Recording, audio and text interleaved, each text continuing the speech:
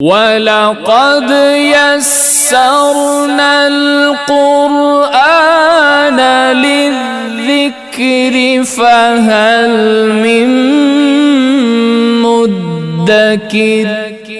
نبی اکرم صلی اللہ علیہ وسلم امت کے بارے میں قیامت کے دن شہادت دیں گے، گواہی دیں گے۔ یہ ایک بڑا خوبصورت اور بڑا اہم مسئلہ ہے۔ فرمایا فَكَيْفَ إِذَا جِئْنَا مِنْ كُلِّ أُمَّةٍ بِشَهِيدٍ وَجِئْنَا بِكَ عَلَى هَؤُلَاءِ شَهِيدًا۔ وہ کیسا وقت ہوگا جس دن ہم ہر امت سے شہید، گواہ، اور پھر آپ کو سب پہ پہلے نبیوں کی گواہی بھی آپ دیں گے۔ کیسی بات ہے؟ ایک نبی آیا، اس نے دعویٰ پیش کیا، اللہ میں نے اس قوم کو اتنے سال تیری دعوت ہی سنتے ہی نہیں تھے، وہ مکر جائیں گے نبی کے سامنے۔ اللہ یہ تو آیا ہی نہیں ہمارے پاس، یہ تو غلط کر نبی کو کہیں گے، پہلے دنیا میں جھٹلایا پھر اللہ کے سامنے۔ اللہ کہیں گے میرے پاس گواہ موجود ہے، میرے پاس گواہ موجود ہے۔ اور رسول کریم صلی اللہ علیہ وسلم کو وہ تعلیمات دی گئیں، آپ پھر فرمائیں گے اللہ تیری دی ہوئی تعلیم کے مطابق میں یہ کہہ رہا ہوں کہ اس نبی نے اس قوم کو دعوت دی ہے۔ اور پھر وہ دن ایسا ہوگا یومئذ یود الذین کفروا وعصوا الرسول لو تسوی بہم الارض۔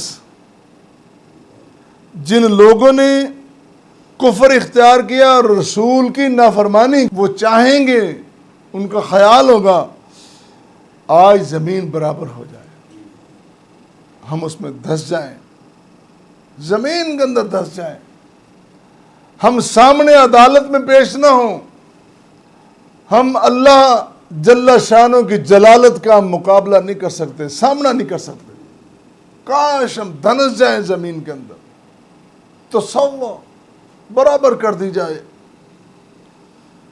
وَلَا يَكْتُمُونَ اللَّهَ حَدِيثًا، وہ کس طرح چھپائیں گے؟ دنیا میں تو حق چھپاتے رہے، دنیا میں تو باتیں بدل ڈالی انہوں نے، وہاں نہیں۔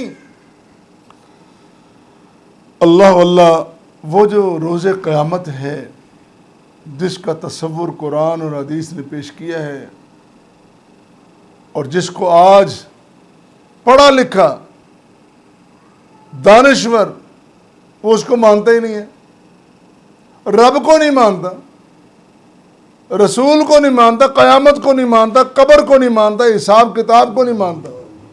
وہ کہتا ہے میں پڑھ ہی اتنا گیا ہوں، وہ کہتا ہے میں پڑھ گیا، تیری پڑھائی کی بھی ایسی کی تیسی، یہ کیا پڑھائی ہے؟ یہ کیسی تیری پڑھائی ہے؟ جس پڑھائی نے، جس لکھائی نے تجھے اللہ کے رسول کی پہچان نہیں دی، اس پہ خاک ڈالو، اٹھا لو ان کتابوں کو،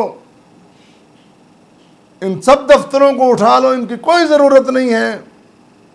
سب سے بڑی ضرورت یہ ہے خالق کی پہچان نصیب ہو، اور خالق نے جو نبی، جو کتاب، جو تعلیم دی اس پر ایمان لایا جائے، اور پھر یوم آخرت پر بالآخر وہ آنا ہے۔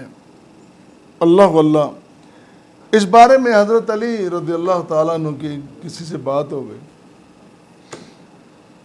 وہ کہنے لگا تم کیسے لوگ ہو مسلمان، تم دنیا کی لذتیں چھوڑے پھر رہے ہو، دنیا کی لذتیں چھوڑ کر اللہ کو راضی کرنے پہ لگے ہوئے ہو، آخرت آخرت آخرت۔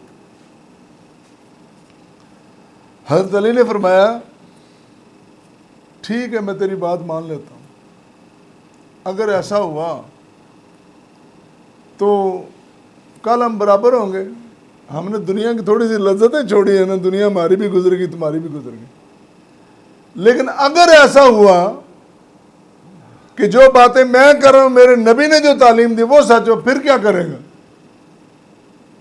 اگر گمان پہ خیال پہ تو نے اپنا یہ سارا کوئی بنا لیا تو گمان کر، خیال کر۔ اللہ اللہ، اس دن، وہ دن ایسا ہے، قرآن نے ہمیں بتلایا، یوم ینظر ما قدمت یداہ، ان ہاتھوں نے کمائی کر کے جو چیزیں آگے بھیجی ہیں وہ ساری سامنے آ جائیں گی۔ قرآن کہہ رہا ہے کہ ما قدمت یداہ، جو تیرے ہاتھوں کی کمائی آگے آ رہی ہے وہ تو اس دن دیکھ لے گا، اپنی نظروں سے، اپنی نگاہوں سے دیکھے گا۔ اور پھر کوئی بہانہ نہیں چلے گا، کوئی بہانہ، ہم یہاں طبیعت نہیں چاہ رہی کام کرنے کی، کیا ہوا جی؟ کوئی بہانہ نہیں، میں بندہ کہا میری طبیعت خراب تھی، مہمان آئے ہوئے تھے، کوئی بات نہیں، میں میٹنگ کر رہا تھا۔ اب باہر لوگ دیکھتے ہیں میٹنگ تو کوئی نہیں، وہ کہتا نہیں میں آن لائن میٹنگ کر رہا تھا، بہانہ کر دیا۔ اب کون جا کے تیری آن لائن دیکھے؟ یہاں بہانے چل سکتے ہیں، وہاں کوئی نہیں ہے۔ وہاں کیا ہے؟ اس نے فرمایا ثم لم تکن فتنتہم الا ان قالوا واللہ ربنا ما کننا مشرکین، پھر کوئی بہانہ نہیں، پھر کہیں گے پروردگار ہم نے غلطیاں کی ہیں اور اب ہم یقین دلاتے ہیں، اب ہم یقین دلاتے ہیں کہ اب ہم کوئی شرک والی بات نہیں کریں گے، اب کوئی نافرمانی نہیں ہوگی۔ بھلے مانسو وہ تو وقت گزر گیا ہے۔ رسول کریم صلی اللہ علیہ وسلم نے فرمایا کہ جب یہاں وقت نزع آتا ہے نا، وہ جو ہمارے پنجاب میں گولٹو جب بولتا ہے، اس بولنے سے پہلے پہلے، نزع کے وقت سے پہلے پہلے توبہ کر لو۔ آخری دم تک اللہ نے توفیق، وقت دیا، ڈھیل دی ہے، اگر وہ بھی گزر گیا پھر اس کے بعد بندہ رب کے سامنے، اللہ ایک بار مجھے وہاں بھیج دے، وہ کہتا ہے میں تجھے کیسے بھیجوں گناہگار کو؟ میں تو اپنے اس بندے کو نہیں بھیج رہا جس نے اپنی جان قربان کر دی، اپنی گردن کٹوا لی، گولیاں کھا لی۔ میں نے اس سے پوچھا اے شہید بتا جنت میں مزہ آیا؟ کہے گا اللہ بڑا مزہ آیا۔ کیا چاہیے؟ اللہ جو میں نے سنا تھا وہ بھی مل گیا، جو نہیں سنا وہ بھی مل گیا۔ اور شہید کہے گا اللہ وہ مزہ نہیں آیا، شہید کہے گا وہ مزہ نہیں آیا۔ اللہ کہے گا کیا، کون سا مزہ؟ وہ جانتا ہے، پھر بھی کہے گا کون سا مزہ؟ اللہ جب میں نے تیرے دین کی سربلندی کے لیے، تیرے رسول کی شریعت کے علم کو سربلند کرنے کے لیے جب میں نے اپنے سینے میں گولی کھائی تھی، لہو بہایا تھا، وہ جو منظر تھا نا وہ جنت میں نہیں ہے۔ یہاں تو دشمنی کوئی نہیں ہے، لڑوں کس سے میں؟ مجھے واپس بھیج، میں پھر جاؤں، میں پھر لڑوں، پھر شہید ہوں، پھر وہ منظر دیکھوں، پھر وہ مزہ لوں۔ اللہ کیا کرنا ہے؟ واپس نہیں جانا۔ جب اس نے واپس نہیں جانا تو گنہگار مشرک کافر تجھے کیسے بھیج دوں؟ اللہ اکبر۔ پھر فرمایا زمین پھٹ جائے، اعمال سامنے آ جائیں، اس کے بارے میں فرمایا وَأَشْرَقَتِ الْأَرْضُ بِنُورِ رَبِّهَا وَوُضِعَ الْكِتَابُ وَجِيءَ بِالنَّبِيِّينَ وَالشُّهَدَاءِ۔ اس دن جب اس کے نور سے زمین پھٹے گی اور سب لکھائیاں سامنے آ جائیں گی، حساب کتاب سامنے ہوں گے، اور پھر گواہیاں بھی ہوں گی۔ بات تو یہ ہو رہی تھی کہ نبی کریم صلی اللہ علیہ وسلم گواہی کی، پھر گواہیاں پیش ہوں گی، رسول کریم صلی اللہ علیہ وسلم کو گواہ کے طور پر پیش کیا جائے گا۔ اور سورہ نحل میں اللہ نے فرمایا وَيَوْمَ نَبْعَثُ فِي كُلِّ أُمَّةٍ شَهِيدًا عَلَيْهِمْ مِنْ أَنفُسِهِمْ، ہر قوم ہر امت میں سے ہم گواہ یعنی نبی کو گواہ بنا کے پیش کیا جائے گا۔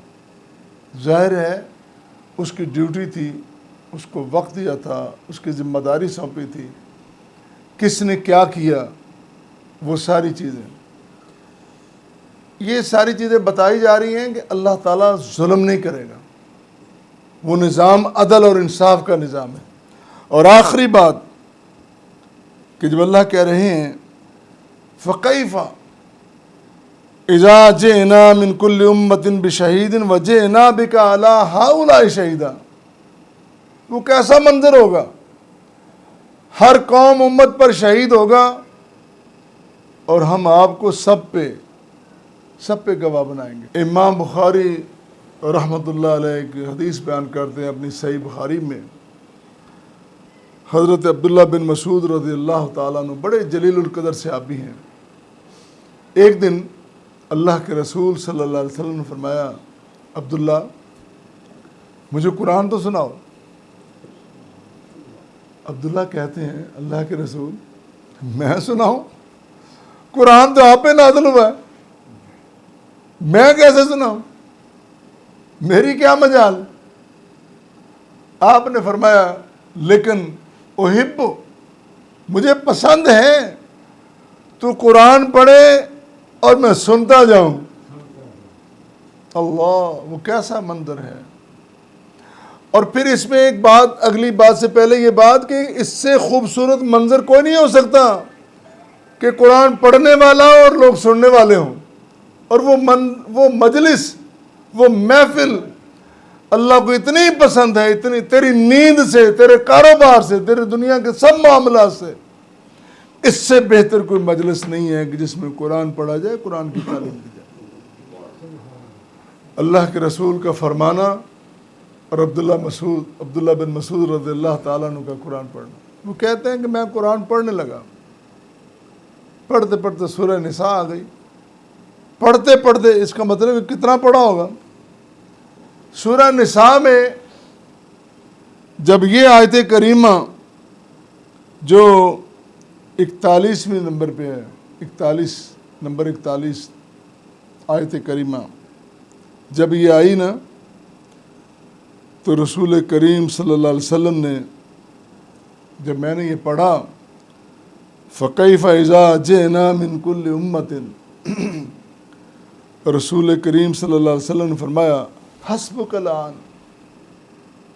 عبداللہ رک بھی جاؤ، عبداللہ پڑھ رہے ہیں، حضور سن رہے ہیں۔ جب یہ آیت کریمہ آئی تو حضور نے فرمایا عبداللہ حسبک الآن، اب رک بھی جاؤ، رک جائیے۔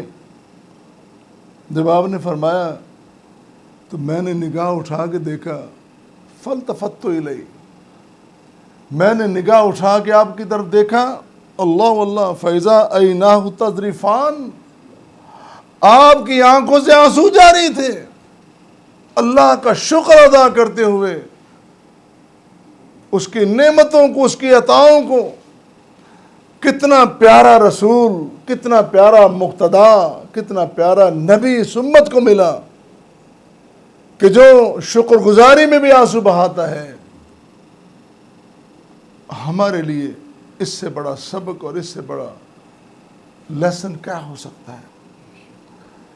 قرآن کریم پڑھنا اور پھر اس طرح پڑھنا جس طرح نبی کریم صلی اللہ علیہ وسلم نے تعلیمات دی ہیں۔ میرے بھائی، میرے عزیز، میرے محسن، یہ بڑے نصیب کی بات ہے، یہ بڑے نصیب کی بات ہے۔ اللہ ہمارے سب کے نصیبوں کو، بختوں کو بلند کر دے اور قرآن کی محبت ہمیں عطا کر دے۔